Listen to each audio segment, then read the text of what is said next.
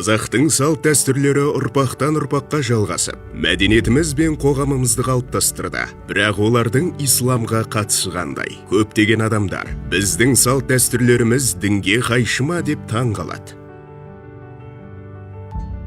Ислам діні иман негіздеріне қайшы келмейтін, құрмет пен алғыс білдіретін салт дәстүрлерге тыйым салмайды. Жеті нан сияқты ғұрыптар, көп құдайшылық элементтері жоқ, мұсылманға зияны жоқ мәдени амалдар, тұсау кесу сияқты салт дәстүрлер алға ұмтылудың, кедергілерді жеңудің және өмірдің сәтті басталуының символымен байланысты. Олар балаларды жастайынан сыйластық пен жауапкершілікке тәрбиелейді.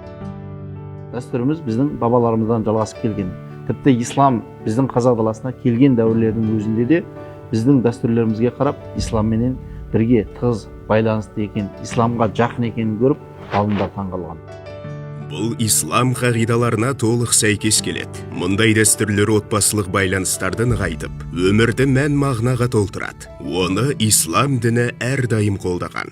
Үлкенге ғана емес, салт дәстүрге деген құрметтің көрінісі, сәлем салу кең тараған ырымдардың бірі. Кейбір адамдар мұны көп құдайшылық немесе ширк деп қателеседі. Бірақ бұл олай емес.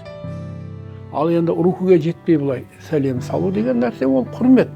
Оның ешқандай оқасы жоқ. Бұл құрмет пен құлшылықтың арасын ажыратып алайық. Құлшылық болу үшін ниет болу керек. Тән тазалығы, жан тазалығы, дәретің, киімің, қыблаға қарап, Аллаға жалынып, жалбарынып сүйіну. Енді ол сәлем салғанда дәретің болуы, не болуы, ниет болуы не емес қой. Ол жерде жаңағы ассалаумағалейкум дейді бір келді дейді. Бұл енді құрмет.